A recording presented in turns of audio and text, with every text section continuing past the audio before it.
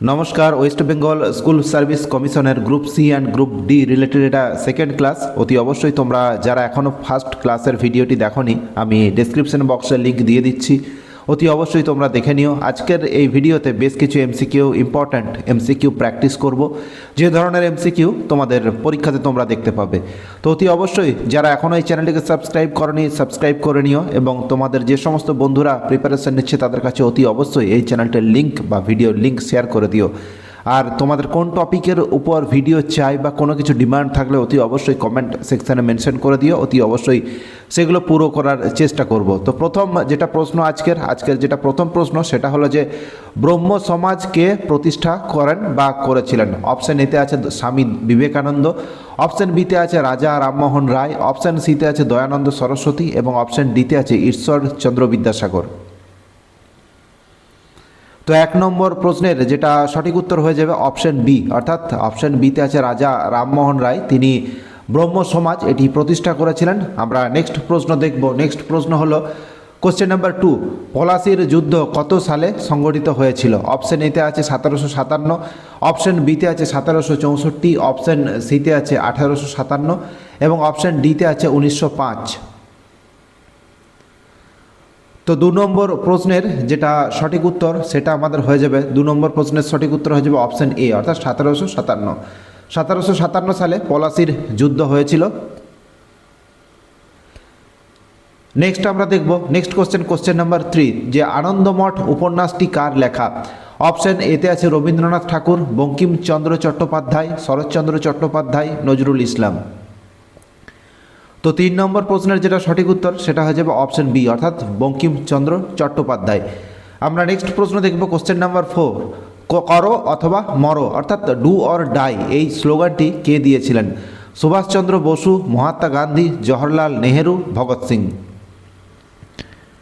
তো 4 নম্বর প্রশ্নের যেটা সঠিক উত্তর সেটা হয়ে যাবে option B is the right answer. So Mahatma Gandhi তিনি ডু অর ডাই, করো অথবা মরো, এই স্লোগানটি তিনি দিয়েছিলেন। আমরা নেক্সট প্রশ্ন দেখব কোশ্চেন নাম্বার 5, ভারতের শেষ ভাইসরয় কে ছিলেন?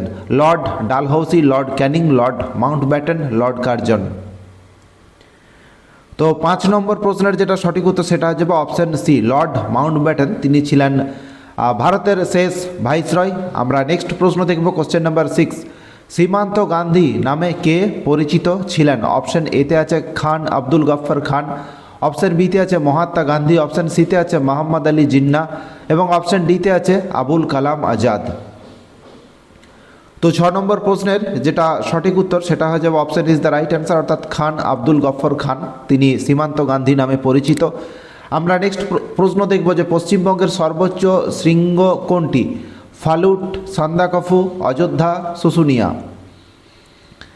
তো 7 নম্বর প্রশ্নের যেটা সঠিক উত্তর সেটা হয়ে যাবে option B is the right answer, Sandakphu, এটা হলো পশ্চিমবঙ্গের সর্বোচ্চ শৃঙ্গ। আমরা 8 নম্বর প্রশ্ন দেখব, বাংলার দুঃখ কোন নদীকে বলা হয়? তিস্তা, তোরসা, দামোদর, গঙ্গা।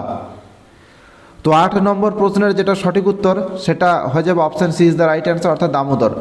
দামোদর নদীকে বাংলার দুঃখ বলা হয়। আমরা নেক্সট দেখব যে কাজিরাঙ্গা জাতীয় উদ্যান, যেটা কাজিরাঙ্গা ন্যাশনাল পার্ক, সেটা ভারতের কোন রাজ্যে অবস্থিত? পশ্চিমবঙ্গ, আসাম, বিহার, উত্তরাখণ্ড। তো 9 নম্বর প্রশ্নের যেটা সঠিক উত্তর সেটা হচ্ছে অপশান বি, অর্থাৎ আসামে। কাজিরাঙ্গা ন্যাশনাল পার্ক এটি আসামে অবস্থিত। আমরা নেক্সট প্রশ্ন দেখব পশ্চিমবঙ্গের কোন জেলায় ছৌ নাচের উৎপত্তি? বাঁকুড়া, পুরুলিয়া, বীরভূম, মুর্শিদাবাদ। তো 10 নম্বর প্রশ্নের যেটা সঠিক উত্তর সেটা হয়ে যাবে পুরুলিয়া, খুব easy question. And next question number 11, এবং আরেকটা জিনিস তোমাদের জানা প্রয়োজন, যেটা ওয়েস্ট বেঙ্গল সিডির যেটা পরীক্ষা হবে সেটা আমি তোমাদের অ্যাসিওর করতে পারি কোশ্চেনের লেভেল খুব সফট হবে, অর্থাৎ খুব ইজি হবে, যাতে ম্যাক্সিমাম লোকজন সেখানে বেশি করে স্কোর করতে পারে। আমার সেটা ব্যক্তিগত ধারণা, এটা পরীক্ষার পরই জানা যাবে। আমরা নেক্সট কোশ্চেন দেখব কোশ্চেন নাম্বার 11, যে কর্কট ক্রান্তি রেখা পশ্চিমবঙ্গের কতগুলো জেলার উপর দিয়ে গেছে? 3টি, 4টি, 5টি, 6টি। 11 নাম্বার প্রশ্নের যেটা সঠিক উত্তর সেটা হচ্ছে অপশান বি, অর্থাৎ 4টি জেলার ওপর বা ডিস্ট্রিক্টের ওপর দিয়ে গেছে। আমরা নেক্সট প্রশ্ন দেখব যে ভারতের গোলাপি শহর বা পিঙ্ক সিটি কাকে বলা হয়? গোলাপি শহর বা পিঙ্ক সিটি কাকে বলা হয়? হচ্ছে জয়পুর, উদয়পুর, নেক্সট আছে নাগপুর, কানপুর।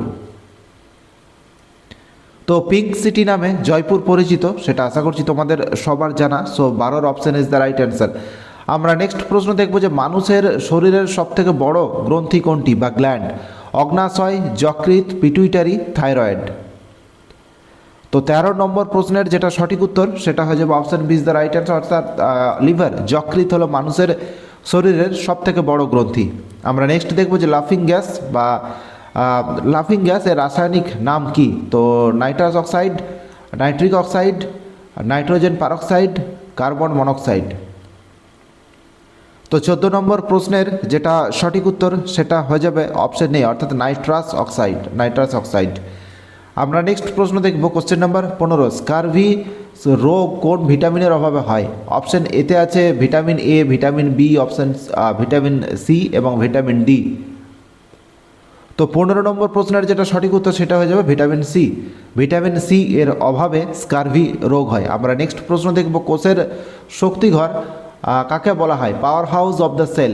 অপশন আছে নিউক্লিয়াস, লাইসোজোম, মাইটোকন্ড্রিয়া আর রাইবোজোম। তো 16 নম্বর প্রশ্নের যেটা সঠিক উত্তর হয়ে যাবে সেটা হলো অপশন সি, অর্থাৎ মাইটোকন্ড্রিয়াকে বলা হয় কোষের শক্তিঘর। আমরা নেক্সট দেখব যে আলোর গতিবেগ পরিমাপের একক কী? আলোর গতিবেগ পরিমাপের একক কী? নটিক্যাল মাইল, আলোকবর্ষ, ক্যান্ডেলা, অ্যাম্পিয়ার। তো 17 নম্বর প্রশ্নের যেটা সঠিক উত্তর সেটা হয়ে যাবে আলোকবর্ষ, অর্থাৎ লাইট ইয়ার। এক বছরে আলো কতটা যায় সেই ডিস্টেন্স যেটা সেটাকে বলা হয় 1 আলোকবর্ষ।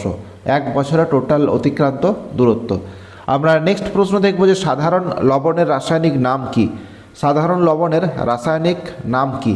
Sodium chloride, potassium chloride, calcium carbonate এবং নেক্সট আছে যে সোডিয়াম বাইকার্বনেট।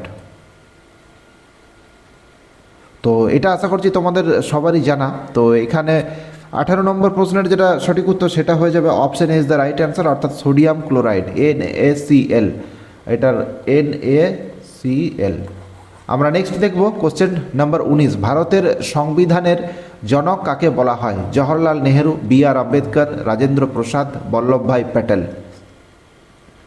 তো 19 নম্বর প্রশ্নের যেটা সঠিক উত্তর সেটা হয়ে যাবে অপশন বি, অর্থাৎ BR আম্বেদকর। তাকে ভারতীয় সংবিধানের জনক বলা হয়। আমরা নেক্সট বলবো যে কোশ্চেন নাম্বার 20। লোকসভার সদস্য হতে গেলে ন্যূনতম বয়স কত হতে হয়? 18 বছর, 21 বছর, 25 বছর, 30 বছর। তো 20 নম্বর প্রশ্নের যেটা সঠিক উত্তর অপশন সি, অর্থাৎ 25 বছর হতে হবে, 25 ইয়ার্স। তো এই ছিল আজকের 25টা প্রশ্ন। আবার কালকে আরও একটা ভিডিও আসবে তোমাদের জন্য। অতি অবশ্যই চ্যানেলটিকে সাবস্ক্রাইব করে নিও, আর পরবর্তী ভিডিওগুলো পরীক্ষা অবধি সমস্ত ভিডিও দেখার জন্য অতি অবশ্যই আমাদের চ্যানেলটিকে সাবস্ক্রাইব করে বন্ধুদের সাথে অতি অবশ্যই এই ভিডিওর লিঙ্ক শেয়ার করে নিও।